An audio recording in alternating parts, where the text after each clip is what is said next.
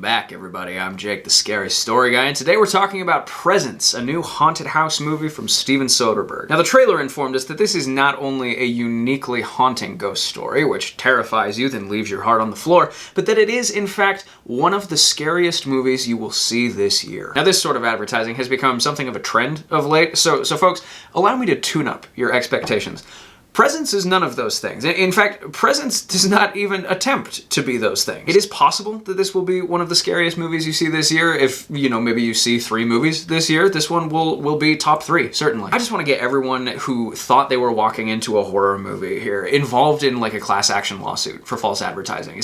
Can we do that? Let's think it over at least. But hey, in the meantime, please like this video and subscribe to this channel. Together, we can take on Big Firma. Okay, so Presence is the story of a family that moves into a house and they sense a presence there with them, okay? So at least the title was accurate, we'll give them that. And the conceit of this movie is that it's filmed entirely from the perspective of the presence. So you're moving where it moves, you're seeing what it sees, which a lot of films have scenes where that happens, but an entire movie, it's ambitious, I'll grant you. It's like taking your audience to a worship service at Our Lady of Motion Sickness. So anyway, this family, we've got a mom, a dad, a teenage son, and a teenage daughter. The mom is played by Lucy Liu, which, by the way, the scariest thing in this movie is the fact that the mom clearly wants to f*** her son. And if you think I'm exaggerating that, watch the movie. I promise you I'm not. She's so weird. She's like the patron saint of those ladies who post on social media about being a boy mom, and their entire feed is just videos of them with their middle school age son, but they're acting more like the kid's girlfriend than his mother. If you have no idea what I'm talking about, congratulations. The internet has not yet fried your retinas out of your skull, but I think a lot of you do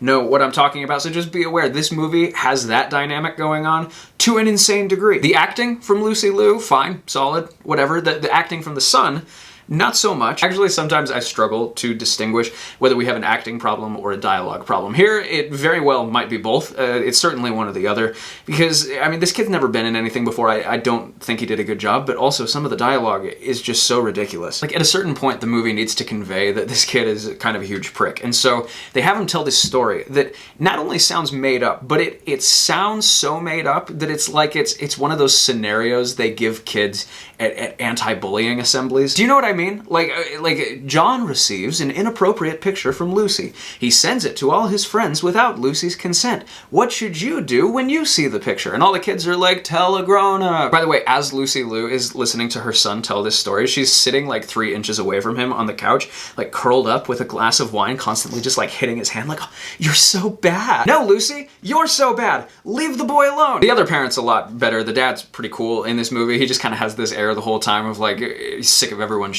shit, which makes sense. Every member of this family's a pretty tough hang, which is a problem because the entire movie is just hanging out with this family. You think some paranormal activity shit's about to start happening, which it does a teeny tiny bit, but no, most of the movie is just listening to these people whine about stuff. And wherever there's actually some intrigue to the things that they're whining about, the movie doesn't even attempt to follow through. For instance, the entire movie is setting up that Lucy Liu is making money doing something illegal, right? So she's worried about it, her husband's worried about it, and the movie's definitely like, we're going somewhere with this. And then the movie ends, and not only do you never find out what was going on there, but honestly, by that point, I didn't even really care to. Frankly, I just sort of couldn't believe my luck that Soderbergh only made this movie 80 minutes long, because the director of Skinamarink, he made us sit through some pretty similar shit for almost 2 hours. And again, guys, I cannot stress this enough, just how unscary this movie is. And it wasn't just the trailers that set this expectation up either. Listen to this headline from Variety that they ran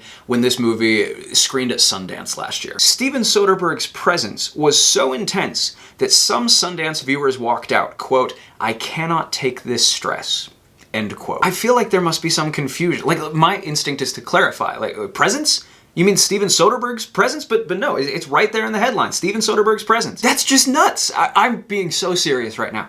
This movie is about as scary as an episode of VeggieTales. What probably happened, honestly, is that some people just walked out of the screening because they were bored, but some guy from Variety like stopped them on their way out and was like, hey, why are you leaving? Is it too scary? And they're like, oh yeah, bro, it's so scary. And he just runs with that and writes a whole midway article about it. Honestly, the more I think about this movie, the more annoyed I get, because we haven't even gotten to the twist ending yet. Yes, there is a twist ending, and it's really annoying, much like the rest of this movie. So I want to get into it, but let me just give this movie movie a quick rating first, and then we can dive into some spoiler talk. I didn't like Presents. I'm gonna be generous and give it 1.5 stars out of 5. Frankly, I am mad I used my final Cinemark Movie Pass credit on it. Alright, spoiler talk time. If you're still here, that means you either have seen Presents and you want to hear me shit on the ending, or you haven't yet seen Presents and you're probably not going to, but you're curious how dumb the ending actually is. Okay, so the entire movie, it's setting up that the Presents is probably the daughter's deceased best friend. Like, she's definitely convinced it is, but at the very end of the movie, the brother's friend comes over and tries to assault the sister while she's asleep. Which, by the way, just another example of ham-fisted dialogue is when this kid, the friend, makes his completely deranged heel turn into Date Rape McGee, and he just starts talking like a comic book villain all of a sudden. It's so stupid. But anyway, the brother, who's been a huge asshole all movie, redeems himself, saves his sister, dies in the process. And then at the very end, the movie's like, oh, the brother's been the Presence all along. And you might be saying to yourself, well, how can he be the ghost haunting the house? Because he was alive, like, the whole time the ghost was haunting the house. And you'd be correct to say that. What is this weird-ass Schrodinger's brother plot twist? Like, you can't do that. He's either alive or he's dead. Imagine if I were to tell you a story. Like, okay, once upon a time, there's a little girl walking through the woods, and all of a sudden, here comes a wolf. And she sees the wolf, and she runs away from the wolf. She's scared, she's screaming, the wolf chases her, and finally the wolf catches her, and bam, you find out the girl was actually the wolf the whole time. You'd be like, that's a shitty story, because I know the girl wasn't the wolf, because you said the girl was here and the wolf was here, so how can the girl be the wolf? That is how stupid this ending is. Like, the movie only makes sense if you accept that the kid dies while his house has already been haunted because he went back in time to try and haunt his family, or to try and protect his family. Okay, listen.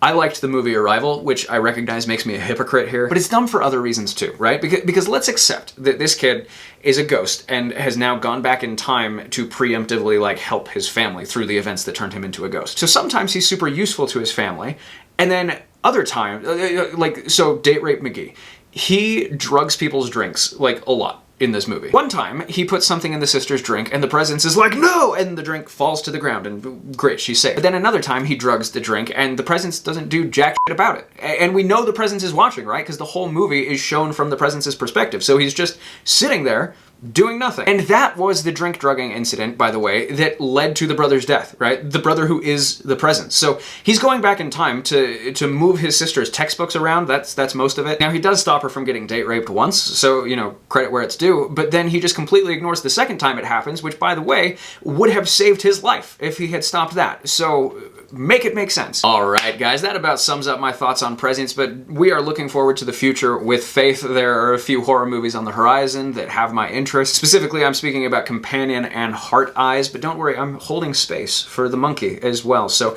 stay tuned for reviews on those coming soon. But in the meantime, thank you for watching this video, and here's hoping you survive to see the next one.